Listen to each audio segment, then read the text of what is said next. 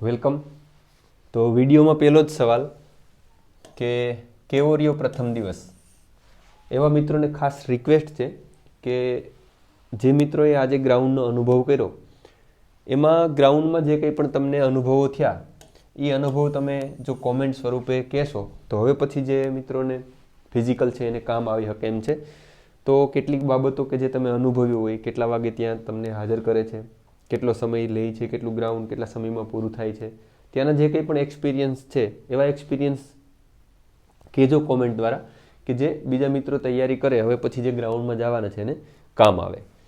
તો wish you all the best જે કંઈ પણ મિત્રો જવાના છે એ બધા માટે. તો હવે વાત કરીએ ઇવનિંગના. પાછી આપણે વાત કરશું આજે મારા જે કંઈ પણ મિત્રો છે કે જે અલગ અલગ ગ્રાઉન્ડમાં ક્યાંય પણ પોતાના એક્સપિરિયન્સ છે એ મને પર્સનલી શેર કરવાના છે. તો એને લઈને હું એક અલગથી આજે ઇવનિંગના કદાચ અથવા કાલ સુધીમાં આપણે વાત કરશું. તો ફિઝિકલ જ્યારે ચાલુ થઈ ગયું છે ત્યારે જે મિત્રો હજી બાકી છે એમને કદાચ કામ આવી શકે એવી વાત છે કે જો તમે સારી એવી પ્રેક્ટિસ કરો છો તો તમારે 48 કલાકનો રેસ્ટ લેવો જોઈએ. 48 કલાકનો રેસ્ટ લેવાનો અર્થ એવો થાય છે કે ટોટલી તમારા બોડીને ઇનેક્ટિવ નથી કરી નાખવાનું, પણ 48 કલાકમાં તમે ઇવનિંગ મોર્નિંગ થોડું કડવું એવું જોગિંગ અથવા વોકિંગ, સ્ટ્રેચિંગ, વાર્મઅપ તમે કરતા હોવા જોઈએ. શરીરને એક્ટિવ રાખવાનું છે, એવું નહીં કે આપણે ટોટલ રેસ્ટમાં જતા રહીએ.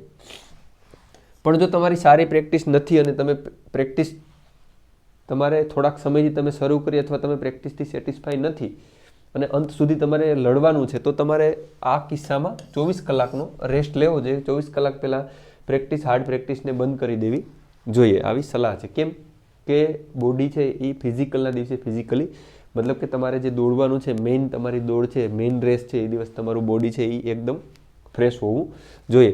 તો 48 કલાક અથવા 24 કલાકનો રેસ્ટ તમે લઈ શકો અને આ રેસ્ટ દરમિયાન તમારું શરીરને એક્ટિવ રાખવા માટેની એક્ટિવિટી કરવાની.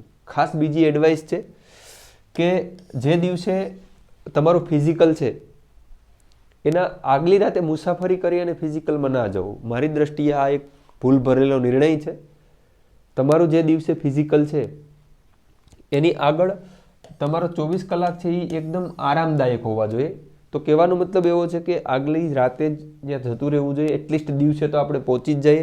એવું ન કરીએ, એવું ક્યાંય નથી કરવાનું કે આજે રાત્રે તમે બેસો મુસાફરી અથવા તો મુસાફરી કરીને જાઓ અને પછી તમે ફિઝિકલમાં જાઓ તો આગળની રાત છે એ ફૂલ તમને રેસ્ટની મળે એવા તમારે પ્રયાસ કરવાના છે.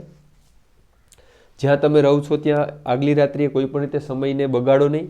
પૂરેપૂરી ઊંઘ કરો, પૂરેપૂરી નિંદર કરો અને પછી સવારે સારી રીતે ફિઝિકલમાં જાઓ. રહેવાનું પણ ફિક્સ રાખો કે ભાઈ તમારે ક્યાં રહેવાનું છે, ક્યાં ઉતરવાનું છે, જેથી કરી અને કંઈ તમે આકસ્મિક રીતે ક્યાંય રહેવાની સારી વ્યવસ્થા ન મળી અને તમારો રેસ્ટ સારો ન પડ્યો તો ફિઝિકલમાં એની અસર થઈ શકે. જમવાનું ખાસ કે ગયા વિડીયોમાં જેમ વાત કરીએ એક અઠવાડિયા આગળથી જ 10 દિવસ આગળથી જ તમારે જમવા ઉપર બરાબર પરેજી રાખવાની હોય છે.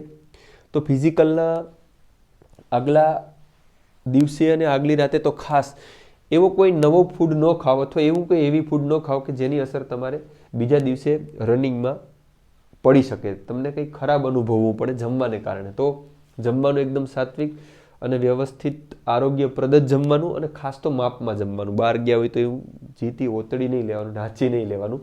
બિકોઝ આખી વાત કહેવાનો મતલબ એવો છે કે તમારી સેલ્ફને એવી રીતે સેટ કરો કે તમારું જમવાનું, રહેવાનું, જવાનું બધી ચીજો છે એ તમને ફિઝિકલમાં સપોર્ટિવ રહે અને અનુભવોને આધાર બનાવો. આજે પહેલો દિવસ છે, એમાંથી ઘણી બધી વાતો તમને મળવાની છે જે મિત્રોને ફિઝિકલ બાકી છે. પછી રોજ તમને જે વાતો મળે છે ઓથેન્ટિક અને સાચી, એ ખાસ જોવાનું છે. તો જે તમને વાતો મળે છે એના અનુભવોને આધારે તમને જે મિત્રોને બાકી છે 10 દિવસ, 15 દિવસ, 2 મહિના સુધી, મે બી માર્ચ સુધી ફિઝિકલ હાલવાનું છે, તો આ જે અનુભવો રોજ તમને મળે છે એ અનુભવોને આધાર બનાવી અને પ્રેક્ટિસ કરતા રહ્યો. તો ફરી વખત એક રિક્વેસ્ટ છે કે જે મિત્રો રોજ જેવી રીતે તમારું ફિઝિકલ થાય છે, પાસ આઉટ થાય છે, એવી રીતે કોઈ પણ મીડિયમ દ્વારા આ વિડીયો, અધર કોઈ પણ વિડીયો તમારી આજુબાજુમાં જે મિત્રો તૈયારી કરે છે એને તમારા અનુભવો કહું તો જેથી કરીને એને ફિઝિકલની જે તૈયારી કરે છે એમાં એને હેલ્પ રહે, મદદ રહે. તો મળીએ ઇવનિંગના 100% મળીએ કે આજે દિવસે જે ફિઝિકલ રહ્યું છે એની બધાય ગ્રાઉન્ડની સ્થિતિ કેવી છે, જેટલા ડેટા મને મળશે એ હું આપવાનો પ્રયાસ કરી. Wish you all the best. Thank you so much.